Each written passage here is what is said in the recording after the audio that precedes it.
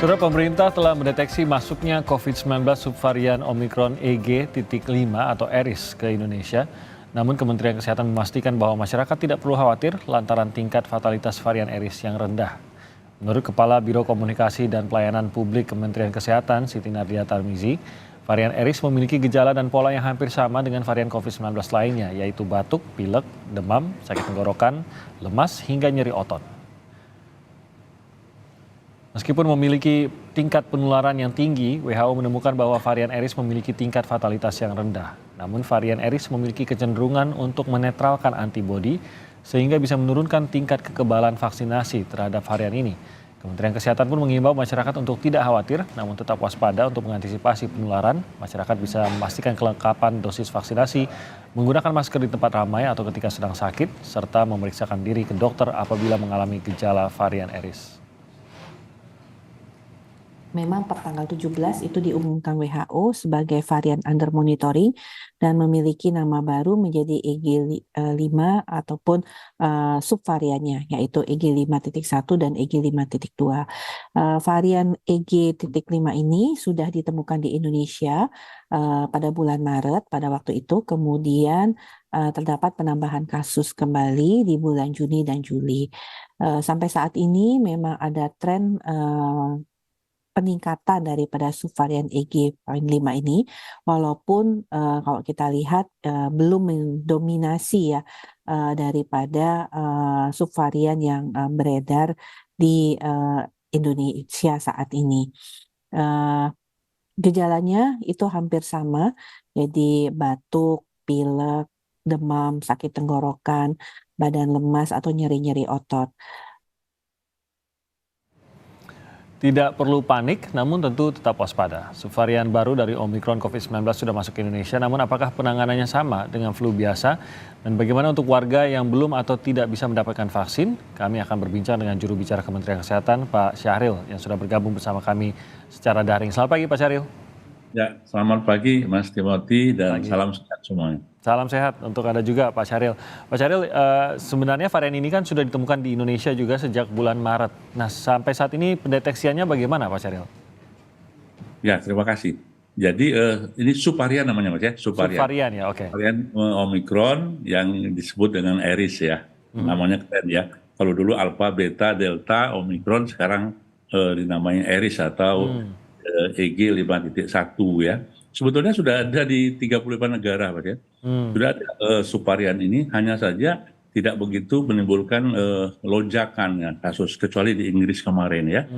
Nah, untuk di Indonesia itu sudah kita deteksi bulan Maret tahun 2023 dan saat ini total ada 12 sequencing ya atau kasus yang kita temukan. Nah, ini kasus menjadi under monitoring ya. Jadi menjadi pengamatan oleh WHO.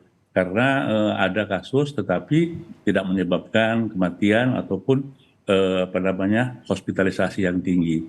Jadi kita anggap seperti Actorus dulu, Actorus juga ada ya sebelum ini kan, itu juga membuat heboh dan saat ini juga ada. Dan ini memang ciri khasnya COVID ini selalu bermutasi dengan nama-nama sering diberikan nama yang baru oleh para ilmuwan penemunya ya. Jadi khawatir ya.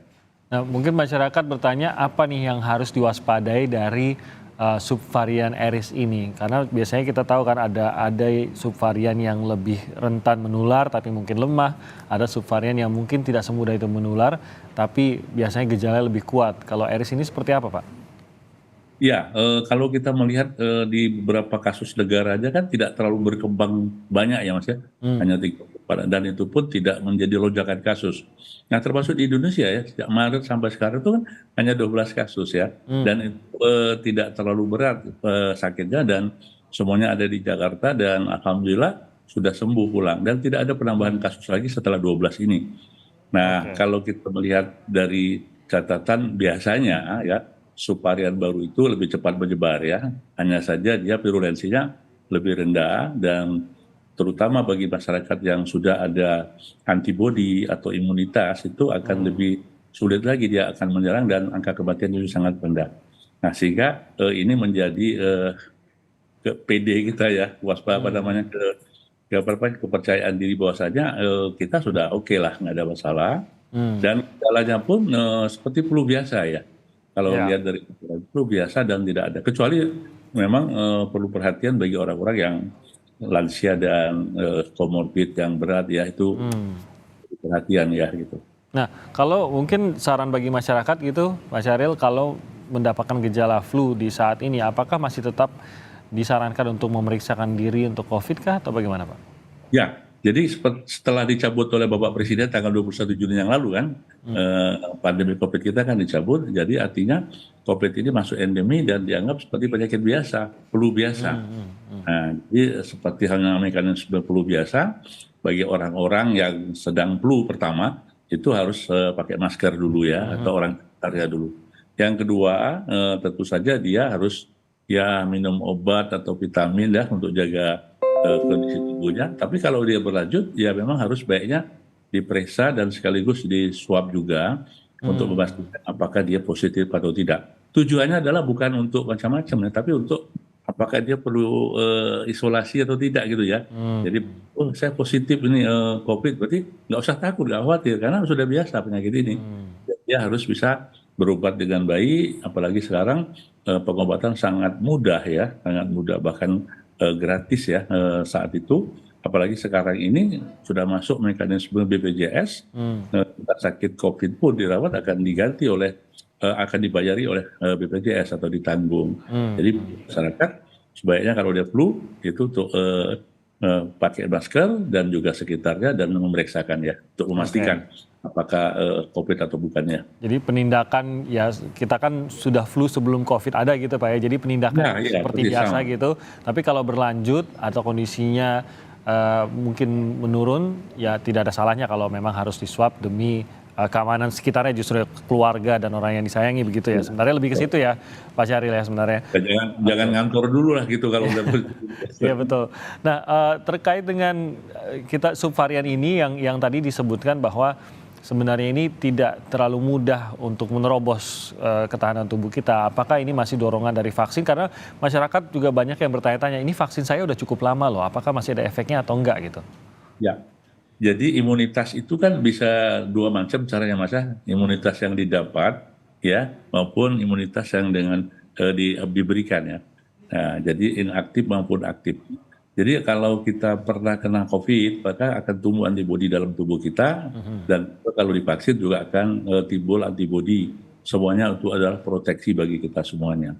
Nah, masa efektif dari vaksin ini kan 6 bulan ya, Mas Timothy ya. Maka katanya kepada kita semua untuk jaga-jaga, maka kami dari Kementerian Kesehatan masih memberikan kesempatan bagi masyarakat untuk vaksin ya, 1, 2 ataupun booster sampai dengan tahun 2023 ini ya, semuanya masih gratis ya. Nah, mudah-mudahan nanti ini menjadi bagian untuk proteksi kepada masyarakat ya. Oke.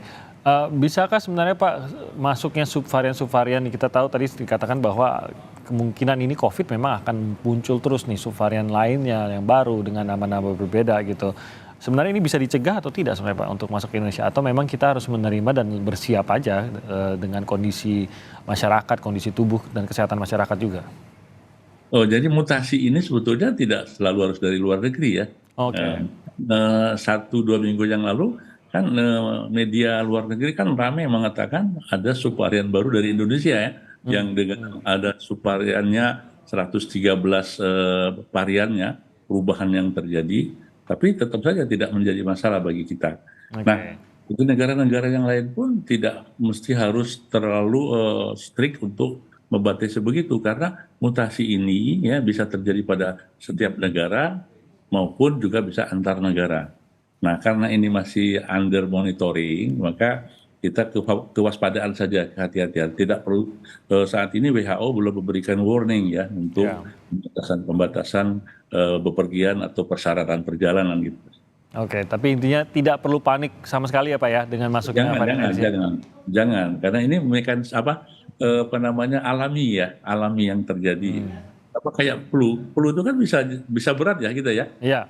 Apalagi kalau kita kondisi tubuh tidak sedang baik-baik saja, kena flu itu akan berat ya. Untuk itu ya masing-masing harus proteksi ya. Jadi kalau yang mengalami kondisi mungkin baru flu saat ini, ya mendengar ini kan mungkin khawatir gitu Kak, sebenarnya biasa saja ya, mengikuti pengobatan flu biasa saja pun di awal itu nggak ada masalah ya Pak ya? Ya, jadi pertama kalau kita pola untuk bagaimana mekanisme pertahanan tubuh itu kan pertama dari istirahat dulu ya. Iya. Jadi begitu kita sakit harus istirahat dulu, karena kita memang tubuh kita sakit itu karena memang kondisi yang tidak baik kan, Iya. sehingga semua penyakit bisa kena. Yang kedua asupan yang jelas, contohnya makan cukup, minum cukup, kalau perlu memang ada vitamin ya. Saya kira dengan mekanisme itu tubuh akan pulih kembali, kecuali memang ya kita dalam keadaan drop, keadaan apalagi dengan komorbid, maka mungkin memerlukan obat-obat yang ditambahkan untuk penyakit tersebut gitu Pak ya. Oke, Kan kita virus ini kan sembuh sendiri Mas, jadi tidak iya. harus pakai antibiotik, jangan begitu. Jadi jangan terlalu berlebihan juga gitu ya. Iya, iya. Jadi pembelajaran dari COVID juga Pak, ya. Kita harus lebih mengenal tubuh kita juga gitu. Jadi tahu juga Iya, kalau iya, betul. kondisinya itu menyembuhkannya bagaimana juga. Baik Pak Syahril, dari juru bicara dari Kementerian Kesehatan, terima kasih banyak Pak sudah bergabung bersama kami dan memberikan informasi terkait dengan subvarian corona ini. Terima kasih, selamat pagi, salam sehat Pak Syahril. Selamat pagi, salam sehat Mas Timothy.